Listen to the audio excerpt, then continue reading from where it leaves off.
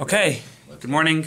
Okay. Happy Hanukkah. Happy Hanukkah. We're going to begin from Yud Beis Amud Beis, just a little bit down on the Amud, the first two dots on the Amud, which begins 6 lines down. Chutz michereshot v'katan, shema yikalkelu es shechitasan.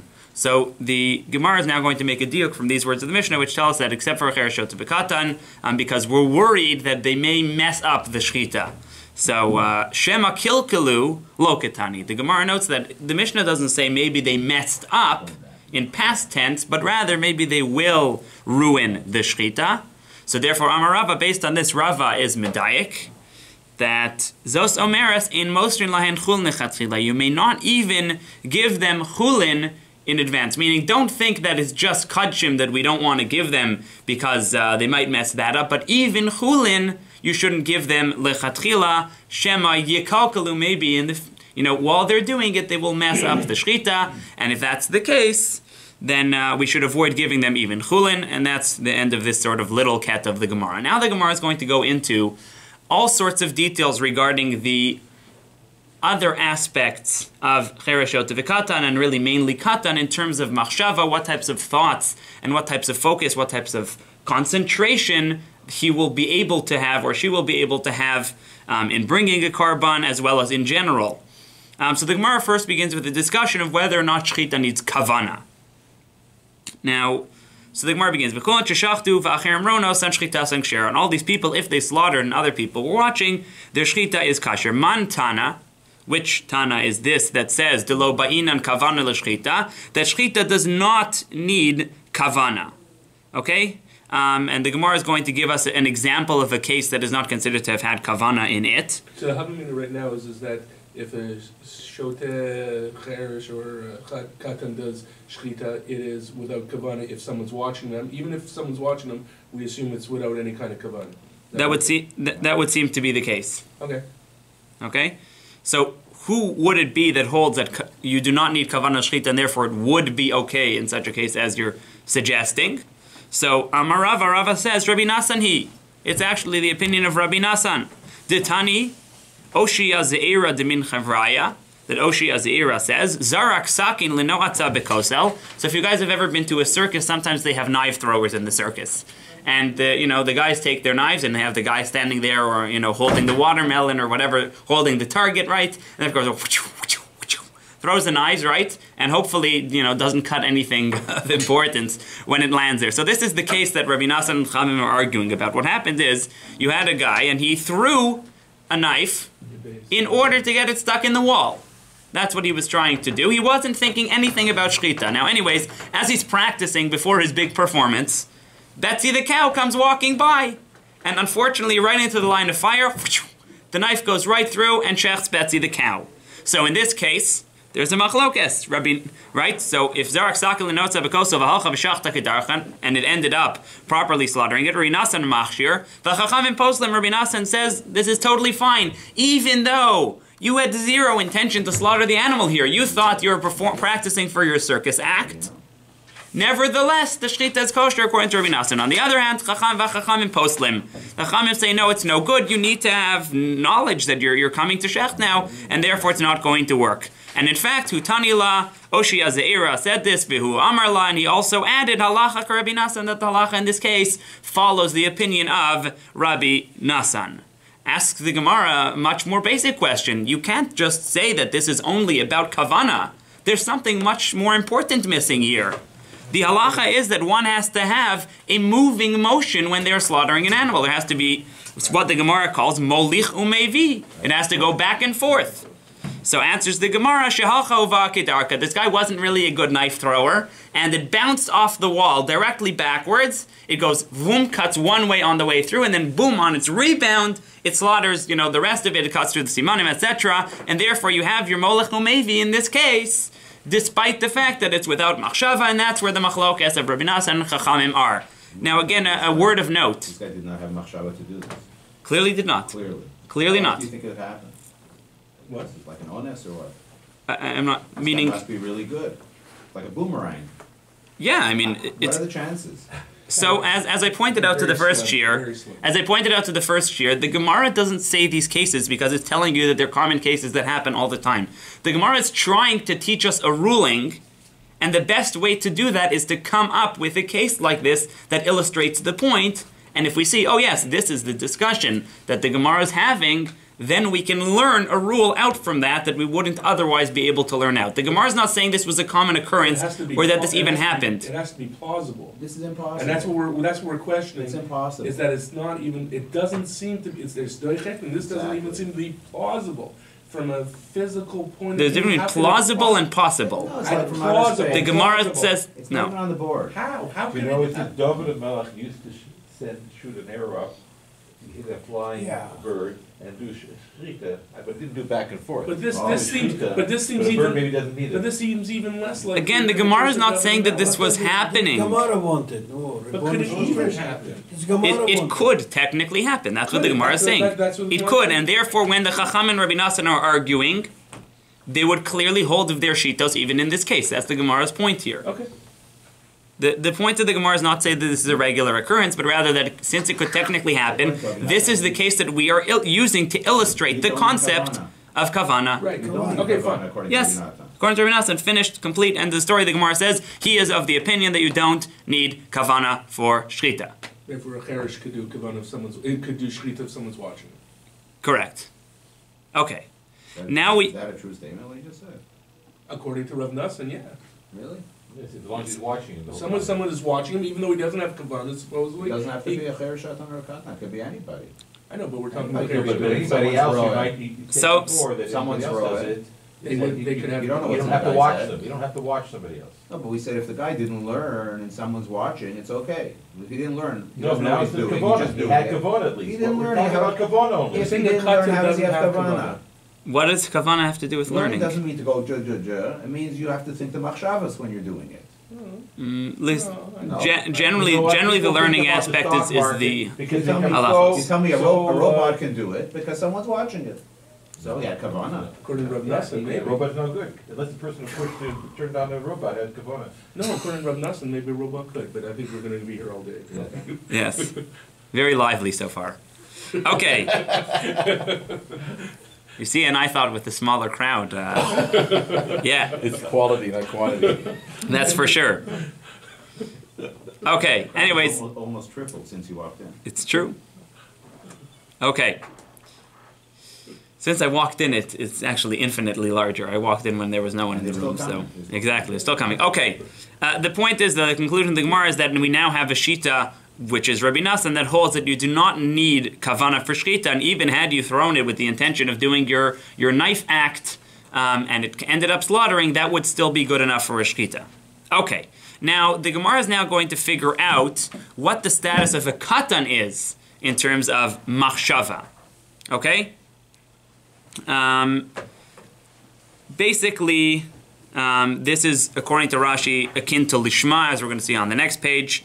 But let's see what the Gemara has to say about it. Amar Rabbi Chia bar Abba bar Rav Yochanan, katan yesh lo machshava o ein lo machshava? The Gemara wants to know, does a katan have what's called machshava, thought, or does he not have thought? Meaning, what halachic ramifications does his thought have?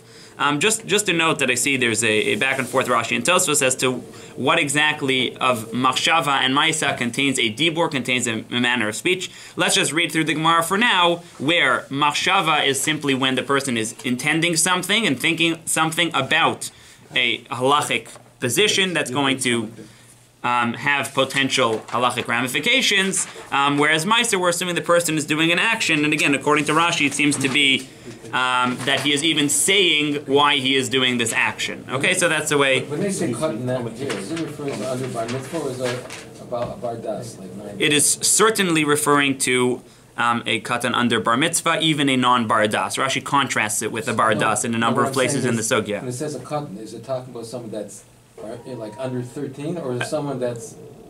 Again, Rashi contrasts katan with bardas, meaning bardas has this status, katan has this status. Okay?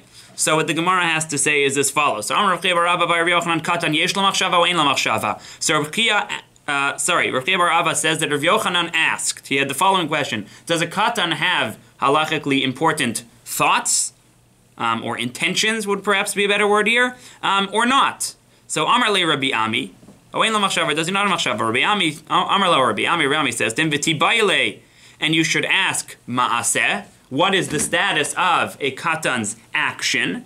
So Maishna ma'aseh de lo kami bayile, why is it that you are not asking about a katan's actions? I'll tell you why. Ditnan yesh lahen ma'aseh, because we learned in the Mishnah that they do have a, again, halachically important action or actions. So machshava nami lo tibayile. If so, you shouldn't ask about machshava either. Why? Because ditnan in lahen machshava, because we have that in a Mishnah too. We know from the Mishnah that while they do have actions that can affect something halachically, they do not have thoughts that can affect something halachically. So as we see in the Mishnah, Ditnan ha'alon v'harimon v'ha'egos shechakekum tinokos lamud bahen afar o shehiskinum lekaf moznayim. So you have a kid playing in a sandbox, and there's a fruit in the sandbox. So he cuts a little hole in the fruit, and he hollows out the fruit. He empties out the fruit so he can fill it with sand.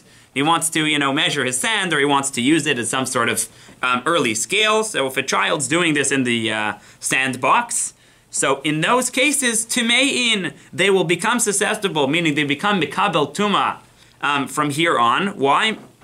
Mipnei sheyesh lahen ma'aseh ve'ein lahen machshava, because a katan, a young person under bar mitzvah, because he can do an action, and we accept a katan's actions in terms of the halachic ramifications that it brings, so therefore when he did something to turn this once fruit now into a kli, into a vessel of sorts, it now is susceptible to receiving tumah just like other kelim. Even though he's not aware of the consequences.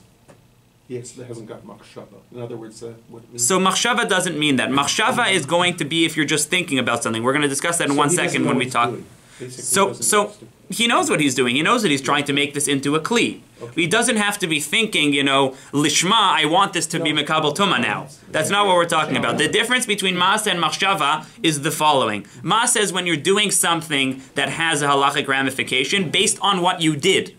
Okay, we're going to talk about machshava nikeres mitoch ma'asav, when you can see what he's thinking based on his actions. That we're going to talk about in a little bit. Machshava here, where we say ein lahem machshava, is, as Rashi notes, if an adult were to come forward, or if a bar da'as, right, this is where Rashi contrasts them, v'im ben da'as chashav alehen, that if you had these cases where you had let's say, some sort of fruit that could contain something within it and could be ostensibly used as a vessel, there, even if you just thought that you wanted to use it in that way, if it was a regular adult, that would already make it mikabel tuma. Whereas with a child, if a child just thinks, oh, I want to use this, in my sandbox to hold sand, that is not going to have an effect, but an action to actually clean it out and set it up as a kli will affect that. Okay. So Amar Le, Rabbi Yochanan says, you're right. Absolutely. I knew about this Mishnah too. Machshava greita lo kami baile. I wasn't asking you about just if the katan's having a machshava, where he's not doing any action to accompany that thought. However, ki kami baile, what am I asking you? Machshav to nikeres mitoch ma'asav. When his thought process is very, very clear based on actions that he took. And what would be that case? Kigon. Dehava kaima ola bidarum. So he has a korban ola. And unfortunately, this ola right now is standing on the wrong side of the Azara. It's in the south side of the Azara, not the north side where it has to be slaughtered. The asyua bitzafon, and this katan takes it and he brings it to the northern side of the Azara. The shachta, and he slaughters it there. Mai. So the Rabbi Yochanan says, what is the halacha here? Mi de asya bitzafon v'shachat ichavin la. Is it from the fact that he brought it to the northern part of the Azara and he only slaughtered it there? Do we then realize that therefore, he must be intending to bring this as an ola? In which case it would be good, presumably. Or do we say, no, Dilma makom he delois ramile. He felt it's a little bit too squishy on the south side. He didn't like the feeling of that area. All the cool kids were on the north side. Whatever it was, maybe it's just that's what he was thinking and that's why he moved to the north, and we should still assume that he really doesn't know that he's bringing an ola here. So this was Rabbi Yochanan's question. Asks the Gemara, that doesn't help us. Hanami amar Rabbi Yochanan chada zimna. Okay, it says, but Rabbi Yochanan already answered this question as well. Ditna, as we learned in the Mishnah, Hamale peirosav legag mipnei hakanima. If someone is bringing up his fruits to rest on his roof because he was worried about insect infestation, kanima is something like kinam or kinim, which we have in the Aser Makos. It's not probably lice. Rashi seems to make it sound a little bit more like maggots of some sort. Although I don't know exactly, the different species of worms that would infest different fruits in those times. But anyway, either which way, he brought up his peiros to the roof. This is talking about an adult. V'yarad alehem tal. And dew descended upon them. Now, normally, when water comes into contact with fruits, the fruits now become, again, they are now nichshar lekabel tuma. Okay, they can be mekabel tuma from this point and on. On the other hand, why did this person put up the fruits? Well, in order to avoid them getting infested with whatever bug. So in this case, v'yarad alehem tal, einan b'chiyutan. They do not fall into the category of kiyutan, which is what the Torah says, v'chiyutan mayim al zera. When the Torah is discussing being machshir lekabel tuma, it says when water will be placed on a seed or on fruit or whatever it is there, this would not be considered kiyutan. Why? Because you had no intention of the dew falling on them for this purpose. You just put them up there so you could save them from the terrible bugs that were coming to eat them. On the other hand, vim niskavin lakach, if you in fact intended for this, harehin b'chiyutan, then they will fall into the category of kiyutan, and they will be mikabel tuma from here on. He'elum chereshot v'katan, and here we get to the next case. If a chereshot v'katan was the one that put them up there on the roof, af al pi sheniskavnu lekach einan bechiyutan mipnei sheyesh lahen maaseh ve'ein lahen machshava. The second case of this Mishnah is that if the chereshot v'katan brought them up there, even if they thought, yes, let all the water fall into them, fall on them, and they should totally be hukshiru lekabel tuma from this point on, it doesn't matter. You know why? Because when it comes to chereshot v'katan, we couldn't care the less what their machshava was, what their thought was, what their intention was. So long as they didn't do any action, then it's not going to be mikabel tuma. Ve'amar Rav Yochanan says is lo shanu or lo shna ela shelo hipech bahen. This is only talking about where the chereshot v'katan did not turn them over once the water got into them. However, aval hipech bahen areze b'chiyutan. Once they demonstrated with an action that they were wanting this, okay with this, whatever the turning over demonstrates, at that point, then yes, then we know that it does fall into the category of kiyutan because they did an action. And in this case, we're relying solely on an action to prove their intention. I mean, we're saying from the fact that they turned them over, it shows that they were intending for them to get wet with the dew and to become mukshar lekabel tuma. To be mukshar lekabel tuma, does it have to have both sides wet? I don't believe so. So what kind of action does it show us? What are they doing? He turned it over to get the other side right. Why? Who cares? But Because he brought it up to the roof in the first place. It doesn't. No, but the fact that he turned it over is no reason to turn it over other than to get it wet. The fact that he did that. Right? Meaning if you're just trying to avoid infestation, you leave it the way it is. Okay, so he doesn't have to have kavanah to get it wet to be mukshar. So why would someone want to make something mukshar lekabel tuma? I would want my things not to become tameh. Why would I want to have kavanah to make something to become tameh? Who wants to be tameh? No one wants to be tameh. So what's the, I don't understand, what's the machshava to make it want to become tameh? Well, it's not so much for them to be intended to become tummy. It's more for the dew or water to descend on them, within them, so whatever the case is. You want them to get washed, type of thing. You want them to get washed. To get rid of the to get washed. Of the bugs. No, if it's all about getting rid of the infestation of the bugs. That's why he brought it in the first place. No, he wanted to get wet. No. How do you know what he wanted? I was there. Seriously, he makes an oral He declaration. wanted to get wet. He didn't. Why? What are you going to do with This that? is again where we go back to our machlokas Rashi and It's Tosfos. in the sun. That's He why. wants to stop them drying, getting dried out. Keeps it wet. And because of that, you want to become tameh. No, he didn't want to become tomei, but he wanted to get wet. Once it becomes Right. wet, if someone who's tomei touches a wet... The sherets. The sherets, correct. Okay. Okay, we resolved everything? Maybe. Everything else. Maybe. Okay? So in that case, so now we've just seen that Rav Yochanan says, even if machshavto nikeras mitoch ma'asav, that it is very, very clear, based on the action that he took, as to what his mental state about this is, as to what his machshava, as to what his thought about this is, we see that Rav Yochanan says very, very clearly that in such a case it does count, and his actions do show enough about him. So if that's the case, why was Rav Yochanan asking us this question about the Ola, which you had on the south side and then moved up to the north side? It's a very simple answer. We see that your actions do count when you're a katan. Can I ask you another question? Going back to what we were talking about before, maybe his parents or an adult trained him or taught him, when this happens, do this. So it's not his machshava, he's a robot. Someone's telling him, go do it. So he sees it and he's doing it. Well, again, if he's knowing that and independent machshava, that he can think by himself. Someone told him, when you see this, do this. I mean, I would assume that would be good enough. That's good enough. Well, that's not machshava. If he's taking it and he's moving it because someone taught him, like that's what he's doing here in this case. He's taking it, he's doing that action. His action counts. Or we want to know if an action that is simply showing that he was taught this counts. But the point is that it doesn't matter if someone told him, but the point that he knows and he's doing it. It's not a proof of mental acuity. Yes, it is. Figure out 1 + 1 = 2. He wouldn't do it if he was... Right, so in that case, we're not sure. Maybe he was just bringing it over because it was a nicer place. Right, that was the Gemara's original question. Yeah. But now the Gemara is saying, why would you even ask such a question if we've already know that Rav Yochanan one time said that machshavto nikeras mitoch maasav does work? So, says the Gemara, no, that's not what he was asking. Okay? Sorry.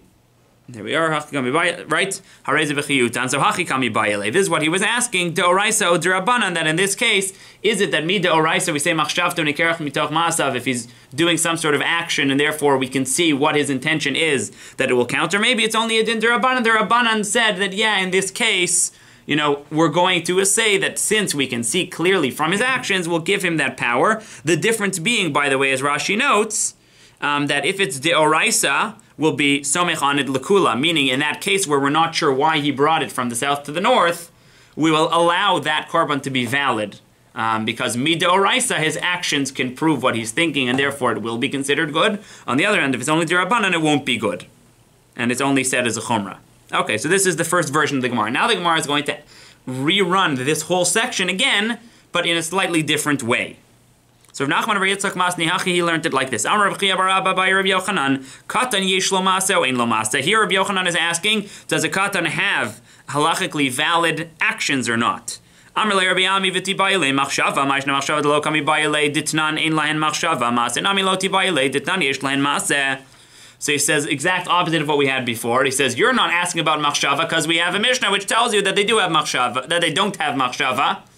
So then why then are you asking about maaseh when we have a Mishnah that specifically tells you they do have maaseh? Okay? So hachi kami ba'ilei. This is what he's asking. Deoraisa o derabanan. In these cases, is it deoraisa or derabanan? Upashit, and the Gemara answers, yesh lahen maaseh v'afilu midoraisa. When it comes to doing an action, all ketanim's actions are halachically valid, even mi deoraisa. Ein lahen machshava v'afilu miderabanan. When it comes to their thoughts, meaning just looking at something and thinking that it should now be used as a kli, never for a katan will make it into something which is a kli, whereas for an adult it will. And on the in the intermediate case, right? Machshavto nikeras mitoch maasav midoraisa ein lo midrabanan yesh lo. That is a difference. Midoraisa, we say machshavto nikeras mitoch maasav is no good, meaning even though you can see that he's intending something by his actions that he did, it doesn't matter. On the other hand, midrabanan, as a chumrah, we sometimes do ascribe them significance. Again, and only l'chumrah. And now we ask the Gemara's final question, which is going to really relate to this in terms of how we have to shecht. So, ba'aminei Shmuel me'Rav Huna, Shmuel asked Rav Huna, minayin lemisasek b'kodshim shu pasel. How do we know that a misasek b'kodshim, and again here Rashi and Tosafos split off again, Rashi seems to understand misasek b'kodshim as a similar type of case before. You were lifting up your knife, and again, the cow happens to get in the way and you slaughter, that would be a case of misasek. Or if you're throwing the knife again, that's what Rashi's cases are, velizragoso, which would be the same case as before. And we want to know now if this is an integral part of the shechita. Tosafos has some other possibilities in Tosafos, perhaps that he thought it was chullin, different cases. Misasek in general, by the way, as I was explaining to the early crowd, is when you're not it's not that you're doing something by mistake. Like, I forgot it was Shabbos today and I accidentally turned the light. It's when you're doing a different action altogether. It's when you're not even aware that you're doing that action. For example, I'm very tired because I've been up since 5:30, so I start yawning and go, and I knock the light with my hand while I'm yawning. I'm not intending at all to turn on the light. It's not I mistakenly turned on the light. I was doing something else. So that's generally misasek. Good to know for other cases. So minayin misasek b'kachim shu pasel. How do we know that a misasek is pasel? Meaning that if you slaughtered bimisasek with one of these, lifting up your knife, or again throwing your knife, that the korban would be pasel. Shene'emar, as it says, V'shachates ben abakar shetesh shechita l'shem ben bakar. From that pasuk, we realize that shechita has to be with the intention of slaughtering this animal. It can't just be, not realizing what you're doing at all. So ask the Gemara, Shmuel turns back to Rav Huna and he says, no, that's not what I was asking you. Amar lo, zobi adenuhi. That I know already. I know that it should be like that, but la'akev minaim, how do I know that even if you slaughtered it in this way that is really no good? Talmud lamar litzonachem tisbachuhu lida'atchem zivuchu. You have another pasuk which tells you that it has to be litzonachem, it has to be with your knowledge that you are currently slaughtering an animal, and if that is lacking, then the korban is absolutely no good. So to summarize the Gemara in this section, the Gemara's conclusion is that a katan does have maaseh even midoraisa.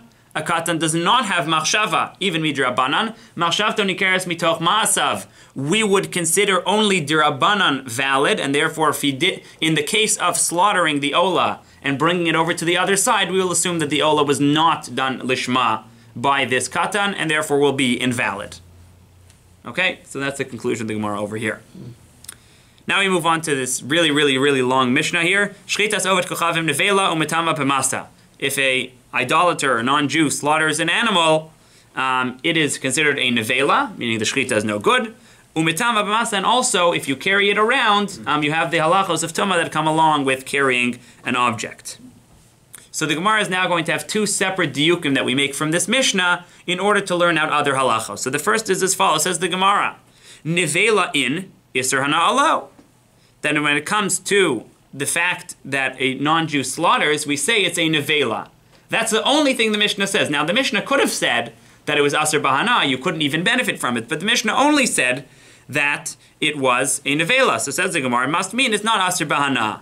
Man Tana, and which Tana can this be who says it's not Aser Bahana? Amar Rabbi Chia, Rabbi Abba, Rabbi Yochanan, Delo Rabbi Eliezer. He says, I'll tell you who it's not.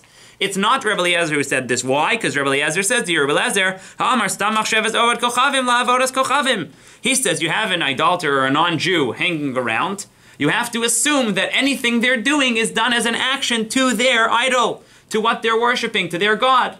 So therefore, according to him, certainly this would be Aser Bahana. So our Mishnah is not going according to Rebbe Eliezer. This is the first diuk, that here it is not Aser Bahana. Now we continue with this. Rav Ami Amar, Hachi Ketani, Shchitas Oved Kochavim Nevela. He says the Mishnah tells us that if it's slaughtered by a non-Jew, it's a nevela. However, Hadimin, this would imply that if it was slaughtered by a heretic, presumably a Jewish heretic, in that case, then it would be, sorry, I just lost the spot here, Hadimin Lavaras Kochavim, it would be considered slaughtered to an idol, or again to another god, and therefore would be even Aser Bahana. Since there's the Gemara, Tanina lahadetana Rabbanan, we learned this already. Shchitas min la'avaras kochavim. If a min slaughters something, if a heretic slaughters something, it is considered to go to idol worship, and again would be Aser Bahana. Pito and his bread that he bakes, paskusi is the most stringent type of bread that we prohibit, which is paskusi. You can learn more about that in the different Rishonim who sort of explain why paskusi is worse than a regular non-Jew, but it is certainly worse than a regular non-Jew. Yeno yayin nesech. His wine is assumed to be yayin nesech, not stam yenam like we have, which is a later zera. We're assuming that he actually poured it to the Avodah Zarah. As we're saying, Sfarav, Sifrei Kosmin, the Sfarim that he writes are considered to be sorcerers' Sfarim, meaning even if he writes a Sefer Torah, we burn that Sefer Torah. Perusav, Tevalin, if he has fruits in his house, you obviously have to assume that they are Teval and have not had Trumos and Maestros taken off of them. The Yesh Omrim, and another opinion says, Af Banav Mamzerim. Even assume that his children are mamzerim. Why might that be? Rashi notes, based on the continuation of the Gemara, that he really couldn't care if his wife is running around sleeping with who knows who. And therefore, we assume that the children that she had are actually not from him and are from someone else while she was married to him. The Tanakama, however, the first opinion, meaning the non-Yesh Omrim opinion, who didn't say that Banav Mamzerim, Ishto Lamafkar agrees that his wife, he wouldn't just let her run around with anybody, and therefore his children will not be Mamzerim. Amar Mar, So going back here to what the Gemara said earlier, that Shchita is over Kochavim Nevela, that the Mishnah said that it's only a Nevela, but Rav Ami added that if a min was the one who slaughtered it, it would be Asr Bahana, it would be prohibited to benefit from. If that's the case, ask the Gemara, according to Rav Ami, V'nechu Shem Aminu. Why aren't we worried that maybe the non-Jew is a heretic? And if so, even this non-Jewish heretic's slaughter will also be considered to have been brought to the Avodas Kochavim, to the idol or god, and therefore will also be prohibited in Hana. Why is the Mishnah okay with just telling us it's always going to be an Avela? So says the Gemara, Amar of Nachman, Amar Rabba Bar Avua, Ein minin be'umos ovdei kochavim. He says, you know what, there's no minim, there's no heretics when it comes to the, to the non-Jewish idol worshippers. Says the Gemara, what does that mean? We can all see that there are, right? There are plenty of heretic non-Jews. So how could you say that there aren't? So says the Gemara, Ema ein rov ovdei kochavim minin. We should just say that most non-Jews are not heretics when it comes to this. Again, I'm not talking about who, what, when, where, and how, but clearly this was what was going on in that place and time.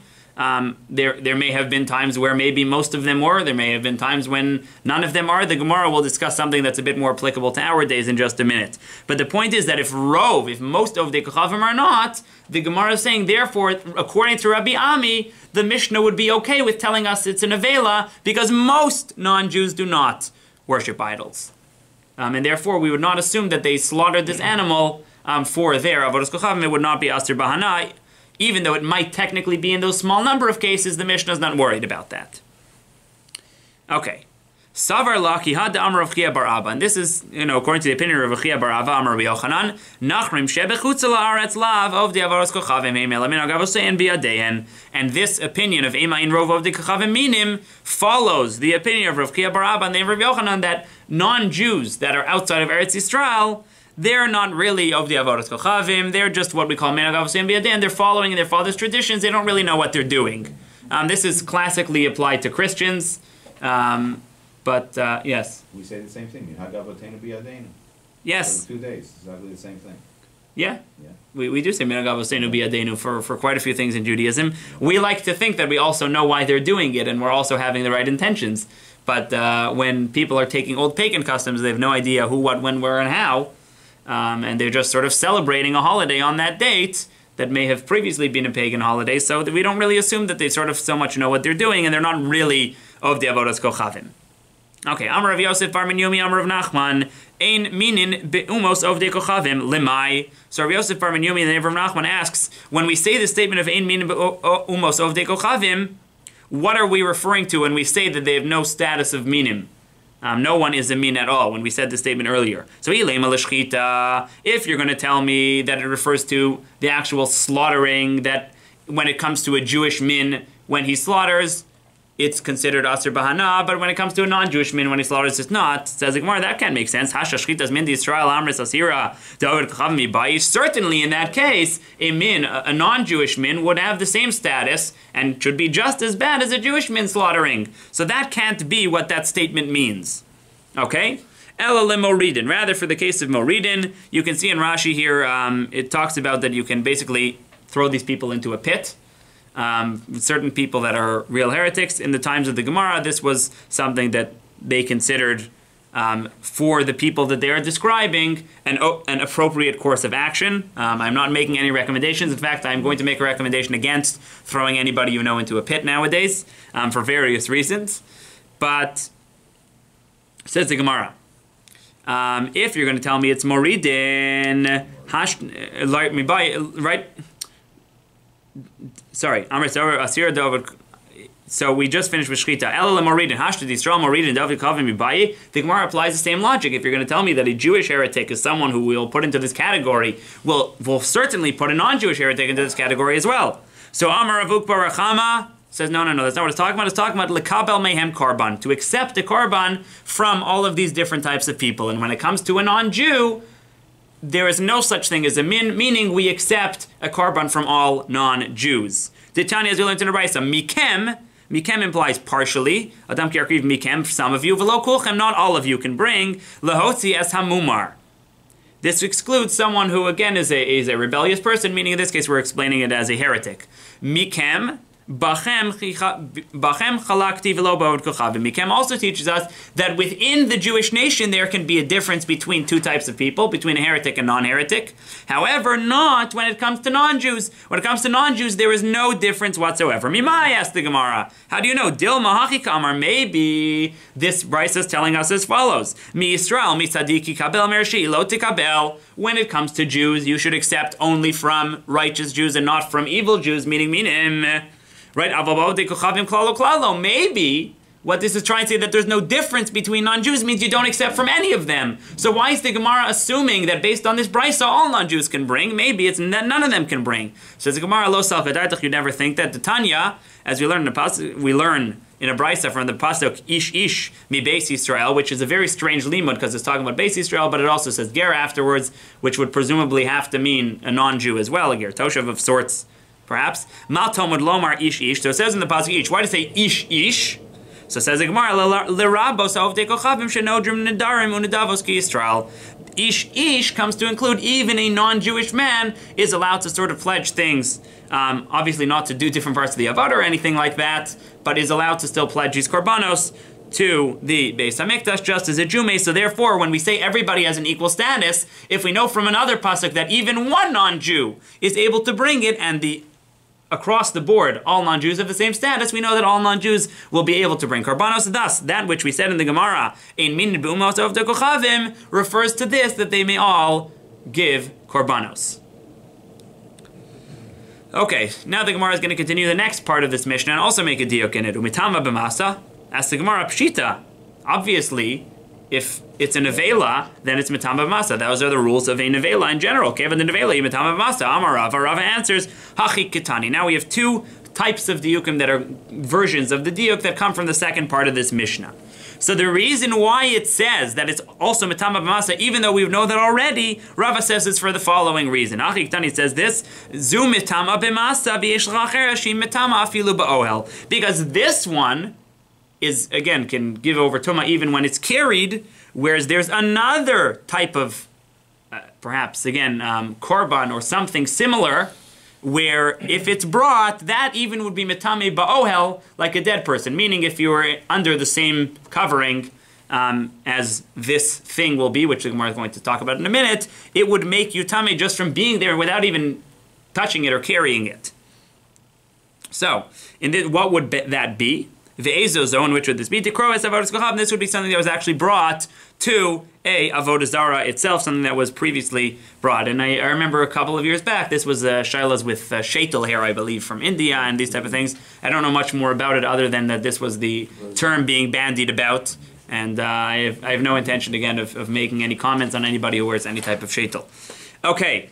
Says the Gemara, Rabbi Yehuda ben Beseira, and this will follow the opinion of Rabbi Yehuda ben Beseira, who holds that Tikrovas Avodas Kochavim is Tameh even Be'ohel, is Metame even Be'ohel. And his opinion is actually brought later on in the reverse version of the Gemara. Ikadami, there are some that say the opposite. Amar Rava Hachi Kitani, Zu Metama B'masa, V'yishla Acheres, Shi Kizu Shem Metama B'masa. The reason why it says that it's also Metama B'masa in this case is because we have another one that's also Metama B'masa, but not ba'ohel. Ve'ena mitama ba'ohel. Ve'ezozo tikros avodas kochavim. The same case of tikros avodas zara. Again, the two versions of what he said. U'locha Rabbi Yehuda ben Beseira, and this will be against Rabbi Yehuda ben Beseira. Tani Rabbi Yehuda ben Beseira Omer minay tikros avodas kochavim she mitama ba'ohel. How do we know that tikros avodas zara is mitame ba'ohel? Shenemar vayitzmedu lebal peor vayochlu zivchei mesim. Mames mitame ba'ohel af tikros avodas kochavim mitama ba'ohel. That they came close to Baal Peor and they ate zivchei mesim, whatever those are. Somebody in the first year suggested cannibalism. I'm not sure that's really the intention of the pasuk. Zivchei mesim is used in a number of other contexts as well, like if you have a meal where you don't say words of divrei Torah, it's kilu ochel mizivchei mesim. But anyways, we see that in this case, something which you brought to an avodah zara is similar to a mace. Is similar to a dead body, and just like a dead body is mitame ba'ohel, so to this will be mitame ba'ohel since it's been brought to avodah zara. Let's just finish up here in our last couple of minutes. I'm sorry I didn't realize that we started at 25. I thought we started at 30. But hashochet balayla v'chein hasum hashashachat shchita so keshera. If someone slaughters at night, or if a blind person slaughtered, then their shchita is kosher, meaning, provided obviously it came out right. If you see, you look at the animal afterwards and, it's, slaughtered in its stomach, it's butchered, excellent. then you know it's no good. But again, if it turned out good, even this will be valid. Now, the Gemara implies, again, sees a diak from this Mishnah, shochet implies that this is after it already happened. The evidin, that this halacha only applies once you've already done it. If the guy slaughtered at night, or if the blind guy slaughtered it, then, you know, it's okay. That implies that you shouldn't give it to him lechatchila. Ask the Gemara, why not? For a many, we have a stira, olam shochten, you can always check, bein bayom uvein balayla, bein barosh hagag, bein barosh hatzpina. You can check during the day, you can check at night, you can check on the roof, you can check at the top of the ship. That's what I said, it reminds me of Dr. Seuss. Right? You can check whenever you want, how you want. So, answers the Gemara, Amar Rav Papa, b'she'avuka kenegdo. He says that, no. Rav Papa says there's two different cases here. The shechting at night of our Mishnah is talking about when you can't see. So that's why lechatchila, you don't shecht when you can't see. On the other hand, this other brisa that we brought from the Tosefta here, you're saying that's talking about when you have an avuka, you have a big torch right in front of you, you can see everything clearly, so slaughter away. Therefore, you can slaughter even lechatchila at night. And Rav Ashi proves this. Now, Rav Ashi Dekanami says, look at the context. Diktani hasam dumya diyom. There it's talking about you can slaughter whether at day, whether at night, because there it's similar to the day.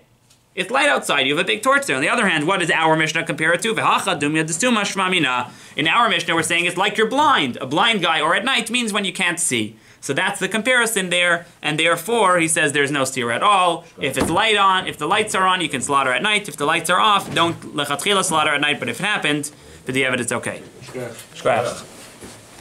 Coming tomorrow again?